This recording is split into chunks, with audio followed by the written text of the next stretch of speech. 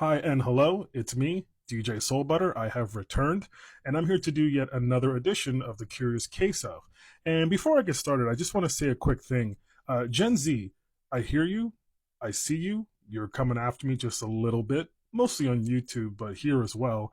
And look, I get it. I remember when I was in high school, being in the car with my dad, taking over the music, and him basically being like, what the hell is this? What are you listening to? I don't get it.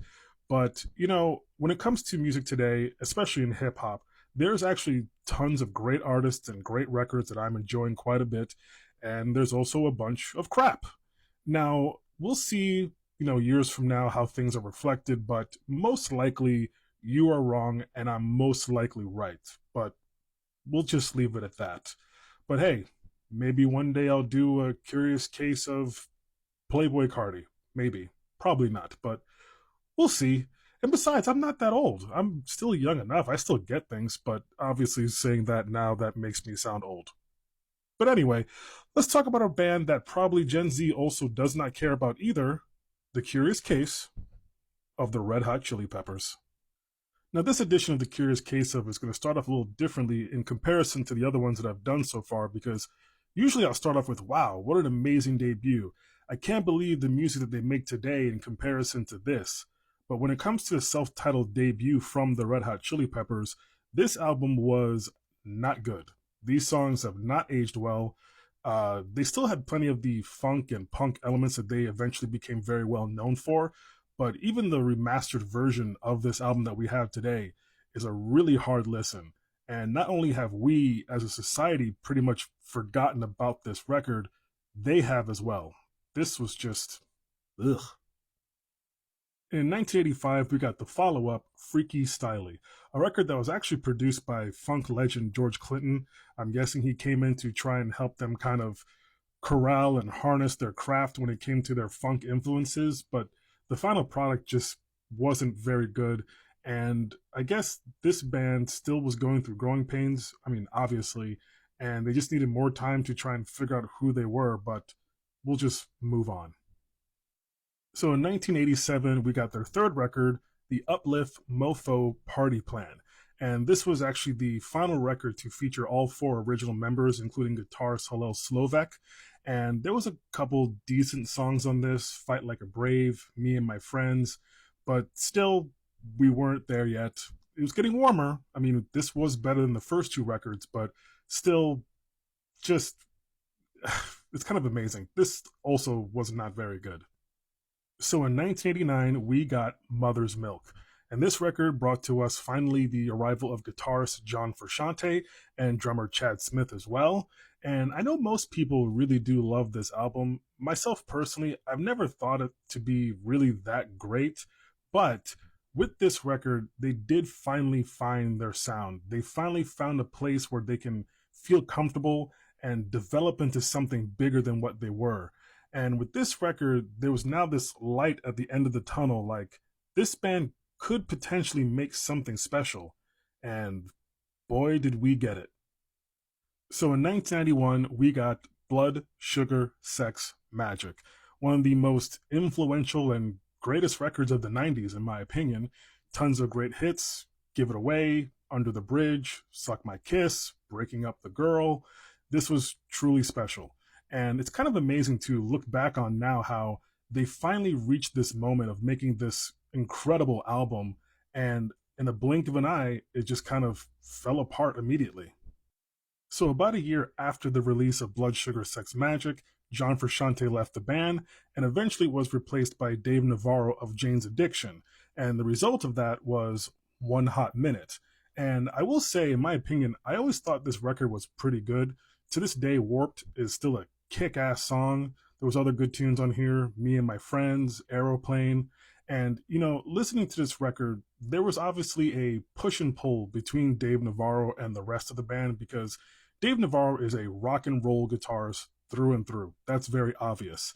And, I still contest again, this record was good, but it's kind of obvious why Dave Navarro only lasted one record. So after a few years, John Frusciante returned to the band. And the result of that was 1999's Californication, Arguably their biggest commercial success, tons of hits, Scar Tissue, Other Side, Around the World. And also, in my opinion, I think on this record, we have some of the most beautiful instrumentation in the history of this band. I mean, the final track, Road Trippin', is a song that always, for some reason, is just embedded in my brain. But I remember when this came out, I was really pumped. I loved this album. It was such a welcome return to form. And also, in my opinion, I feel like this was the album that kind of established Chili Peppers in iconic status. So, riding on the success of Californication, we got By the Way. And this record was also pretty good. Lots of fun tracks, a little bit more funkier in comparison to Californication. By the Way, Can't Stop. And I always personally looked at this album as when you're in that point of a relationship, when you're like a year in and you think, okay, things are going to start getting bad. We're going to start fighting. But then you're kind of surprised that things are still pretty easygoing and fun. So you just figure, let the good times roll. This was a good album. I enjoyed this. So in 2006, we got Stadium Arcadium. A record, in my opinion, is the third best album from this band. I don't know if that's a hot take or not, if people agree with that, but this album pulled off something that is actually not that common when you think about it, but they made a double album that is actually worth being a double album. You couldn't really fit all these songs into one record and still think, yeah, this is better off. And also, this is also the most fun I feel like they've ever sounded. This was a great showcase for John Frusciante. It was just a great album. And unfortunately, after yet another high, things again fell apart. So, following touring for Stadium Arcadium, John Frusciante once again left the band and was eventually replaced by Josh Klinghoffer.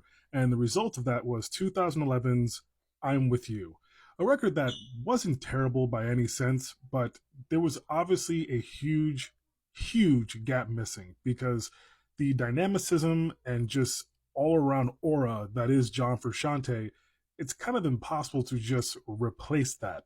And it also would have been really disingenuous if Josh Klinghoffer just tried to do his best impersonation of that.